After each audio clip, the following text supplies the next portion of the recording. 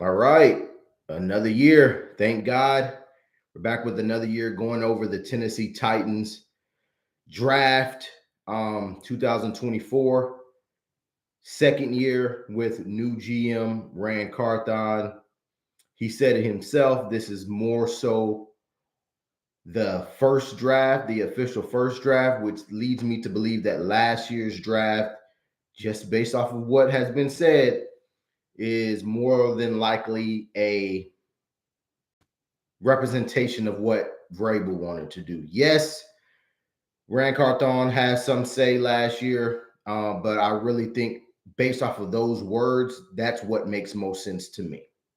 So this is his official draft paired with the guys that he wanted in the coaching staff, Brian Callahan, Denard Wilson as the defensive coordinator. So with that being said, this is what a Rand Carthon led team will be looking like for moving forward.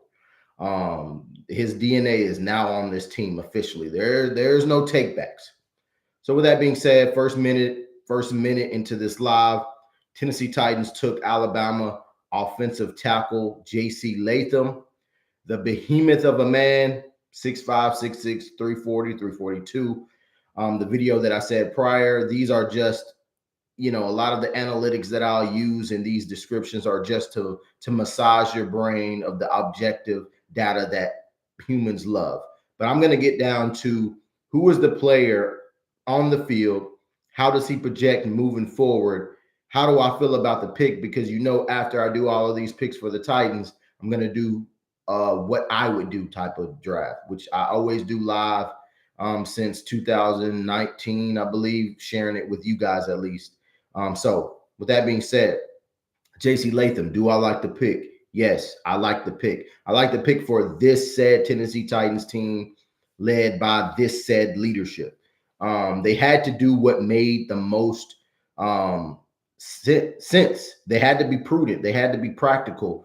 And with Joe Alt being taken off the board, they had the next best tackle for their scheme.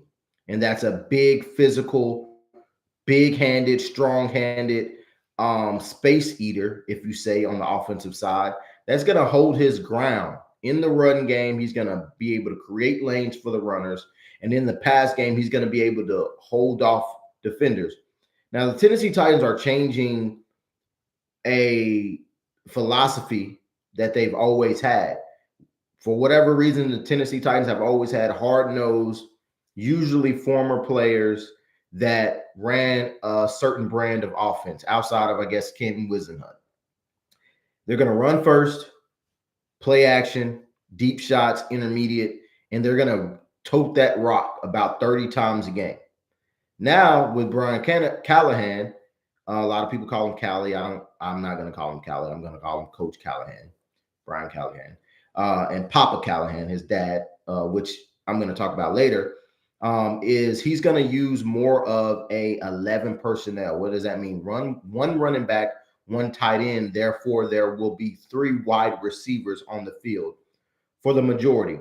I wouldn't call him pass happy, but he does have a penchant to pass a little bit more than he runs. That doesn't mean that he won't use plays that are an extension of the run. So with that being said, you want a lineman that can be able to hold his own for longer periods of time than the average lineman. Whereas it is a position that is quote unquote losing slow. You want to lose slow as opposed to physically dominate someone. I think with this selection, it allows them to lean more towards the latter, which is physically dominate at the point of attack longer than the usual 315-pound, 320-pound offensive tackle. With a 340-pounder, you're able to get, when he gets his hands on people, they rarely ever go anywhere else. So his fit with Tennessee becoming an 11 personnel type of team, the movement that he's going to be able to have, he moves way better than your average 340-pound offensive tackle. He's strong as all get out. There were recent videos showing him pushing a 380-pound sled specifically designed by Papa Callahan, Bill Callahan, for respect. And he's moving it, not with ease. Obviously, it does not move unless you have the correct technique. But once he had the correct technique, engaging his hips and being able to drive, he drove that 380-pound sled. There's a lot of video surfacing of other offensive linemen pushing the sled that looks similar, but they're not 380 pounds like this one specifically designed by Papa Callahan. So with that being said, the Tennessee Titans, in a way, took a very on-brand player in JC Latham, but at the same time, it fits what they want to do moving forward. Now, my alternative draft is something I'll share later, but I went in a different route because of what I believe in. But I'm going to stick to the positives of this pick.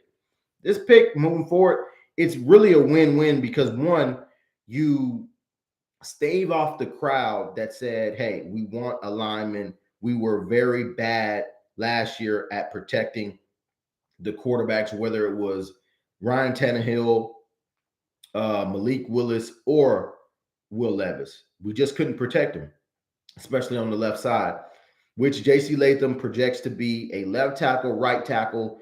I don't see him ever converting to guard, but he could be a guard as well. So he could play both tackles. I don't like he played majority right tackle at Alabama, but he played in high school at left tackle.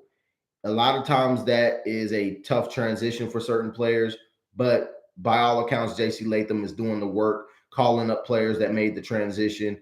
Obviously, he has a coach in Bill Callahan that has dealt with those type of things. So the Titans pretty much had it made. You know, if I was betting at the time, that would definitely be the player that I would have selected for them. It's just the right fit. Olu Fashanu doesn't necessarily fit what the Tennessee Titans want to do because there are some run blocking deficiencies that he may have. Obviously, he isn't the physical specimen that JC Latham is. And then you got guys like Taliese Fuanga, who had the grades. We want to talk about the objective data. He had the grades, but he didn't have the pedigree of a JC Latham. So Tennessee Titans made a good pick. I think that by all accounts, this should pan out.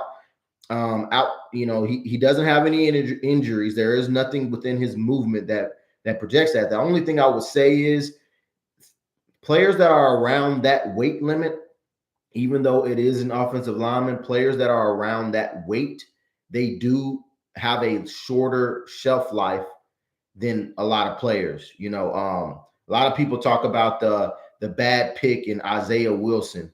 More than likely, even if Isaiah Wilson played, his shelf life in the NFL was going to be low. For whatever reason, players, once you start tipping the scales past that 335 range, the likelihood of you playing past your rookie contract, maybe 2 years past your rookie contract is low. Whether it be maybe because of the physical toll, whether it be, it's hard to sustain that. That's the only thing. When you get these big behemoth players, their shelf life is short. That's it. Other than that, I like the pick. I like the player. I like the development. I like the match. I like the player fit with scheme and coaching. Titans hit it at the park with it. And as I'll share, I keep on alluding to this. I share what I would have done. I'll share more details into the comparison between the player that I took. Just stay tuned and who the Titans took. But it's all relative. It's all relative to how you see it. But that's really it. I'm not going to grade it. If I were to grade it A+, I think it's right on. It's right on par. Hit the hammer, hit the nail on his head. Yeah, that's it, man. Next video coming back to back. I'm gonna try to knock these out. The second round pick for the Tennessee Titans coming up.